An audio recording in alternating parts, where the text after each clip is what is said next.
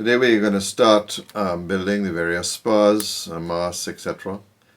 And the first challenge we have is to make the main mast, which actually has a square section at the top, unlike the front or foremast, which is round from the top to the bottom.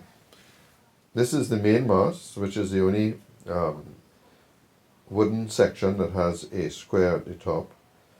The front foremast is round, tapered from 8 millimeters down to 6. The spanker boom, which is the main boom, again relatively straightforward, tapered on both ends. The forestay sail booms, the two of them are relatively straightforward. The main top gallant, which fits here, and of course the bowsprit, which we've already done. And the last one is the fore staysail boom, which fits on the front jib. Into my dirty shop we go, and we have the piece of juniper which we're stripping. This is being done on my Proxon, which really is fantastic for doing this. And we're just trying to get both sides square, a little oversized, so we can take it down on the lathe. Now I go over to the gym barns with the sliding table that I made up. And again, I can't stress whether you buy Jim's sliding table, which based on the tool, his sliding table would be tremendous, or you build one like me. This is an essential tool and really makes this type of work very, very easy, where you have to make multiple repetitive cuts without the courtesy of a fence or a square. You need to have a trial piece which you send through to make sure you have the settings correct. And once it's done, we put a chisel on it, take off all the pieces, and you can actually polish this on the saw by dragging it up and down. To prevent yourself making a mistake, I suggest you take a pencil and mark the areas that you want to stop the cut at, and make it very, very visual. In my case, I tend to put lots of marks on my pieces, like I'm doing here, for instance, to cut out the space for the bibs. It's just so easy to make an error when you're doing multiple pieces, and the simplest way is to make the marks big and glaring so that you really can't make an error.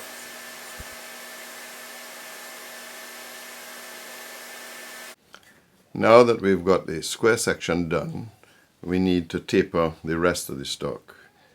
And the two ways to do that is, one, that you draw a line from the 6 millimeter line back down to the 8 millimeter line on all four sides and plane it, which on a piece this size is quite difficult.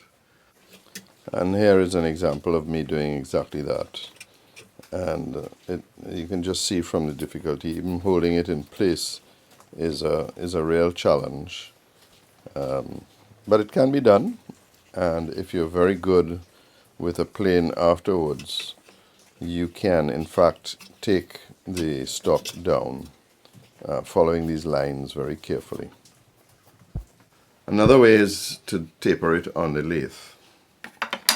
Now on my lathe, which is an imperial lathe, strangely enough I have an imperial lathe and a metric milling machine.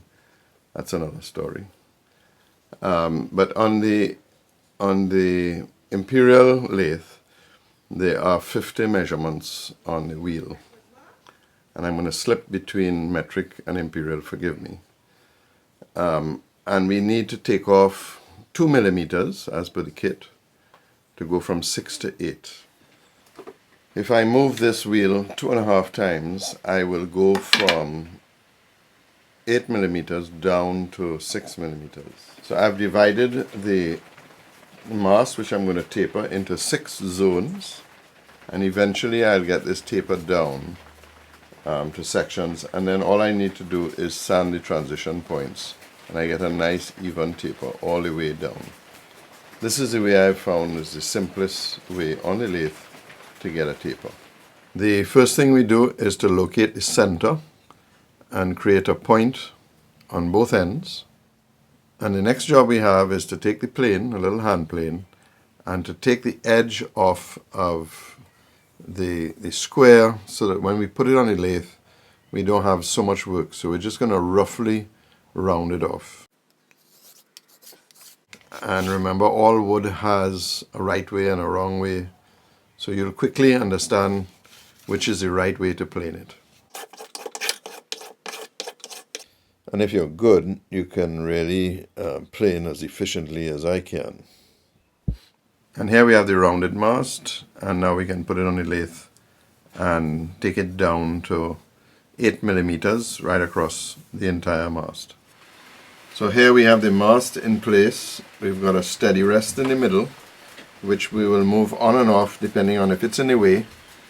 And this is the 4 millimeter square top section. And then from this piece down to here, roughly, we're going to take this down to 6 millimeters. At the end here, we're going to take it down to 8 millimeters. And then we'll have various thicknesses as we come up, coming from the 6 all the way back to the 8.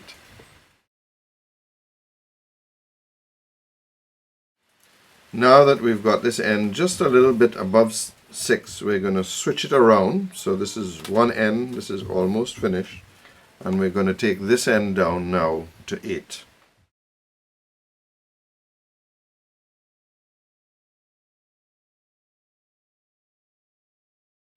We could slow down the speed, which we're going to do, and we're going to smoothen the area where the steady rest sits so that we get less vibration on the piece.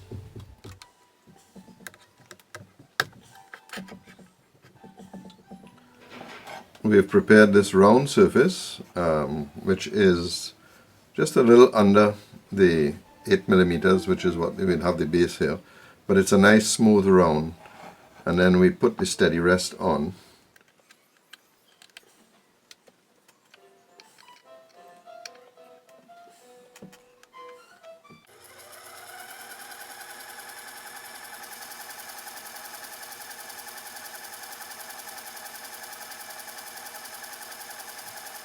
Now we're going to take this, which is just above the 8 millimeters, and bring it all the way to here.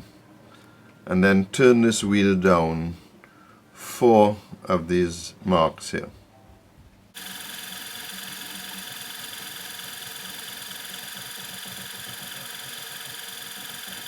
So now what we're going to do is take some rough sandpaper and take this down.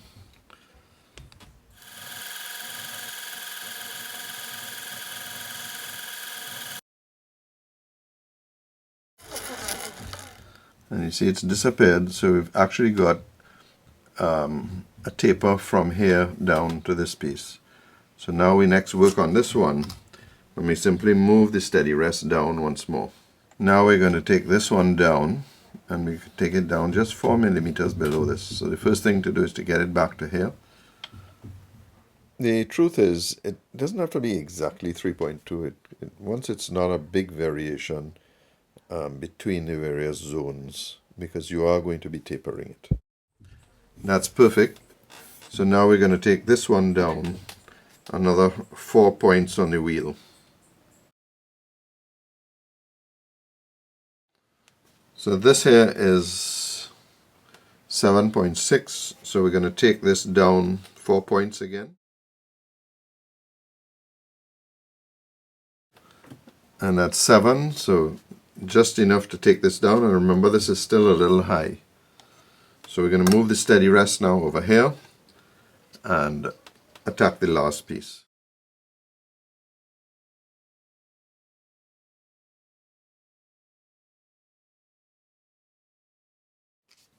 So this was a 150 sandpaper that took it down, and now we're going to go to a 600 to put the final finish on it.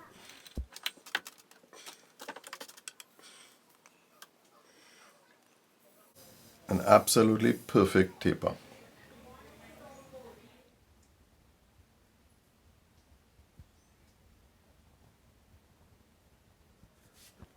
And here she is, fitted on the ship. We had a slight adjustment to get her to fit on the deck itself, but really came out perfect. So we're going to bring this video to an end to try and keep it under around 11 minutes. And we'll, in the next video, look at the construction of all the other pieces.